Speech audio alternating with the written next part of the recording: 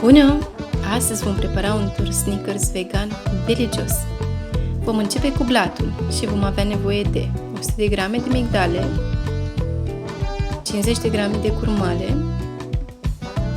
15 grame de cacao și 30 de grame de ulei de cocos. Vom mixa toate ingredientele până la omogenizare.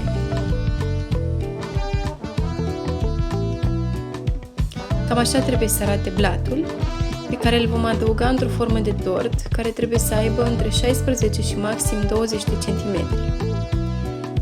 Lăsăm la frigider cât facem nugaua. Pentru nuga vom avea nevoie de 200 de grame de caju, 150 de grame de curmale, 50 de grame de ulei de cocos,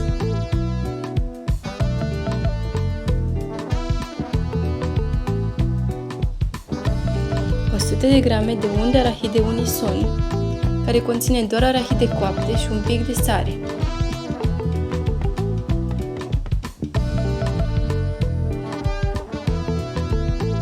O 100 de grame lapte de cocos, doar partea grasă. Esență de vanilie și un praf de sare.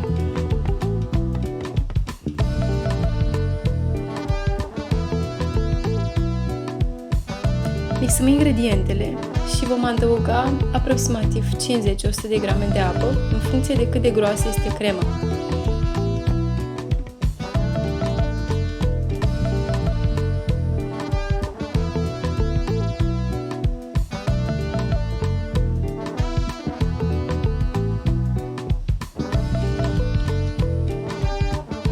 Acum adăugăm crema în format de tort.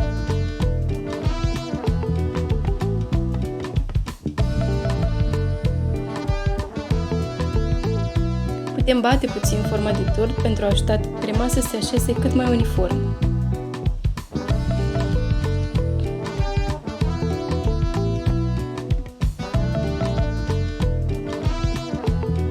Ideal ar fi să lăsăm forma la congelator cât timp preparăm caramelul. Pentru caramel vom avea nevoie de 100 de grame de curmale,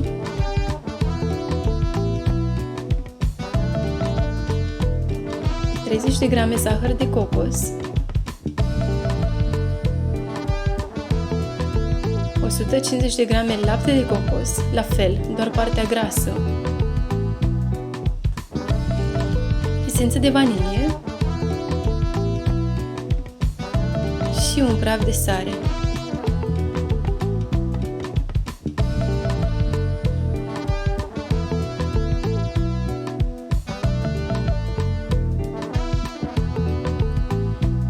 Acum că este gata caramelul, adăugăm și arahidele, pe care le amestecăm și le integrăm în compoziție cu ajutorul unei spatule.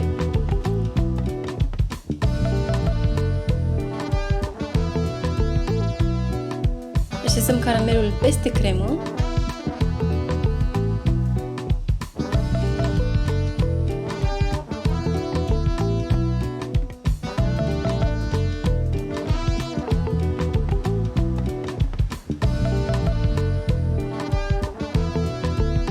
Și opțional putem orna cu ciocolată vegană.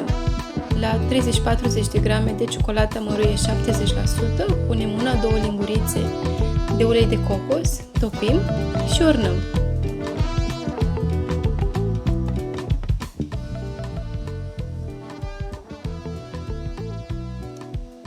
După ce am terminat de ornat, lăsăm tortul la congelator minim 4 ore, iar apoi îl putem savura.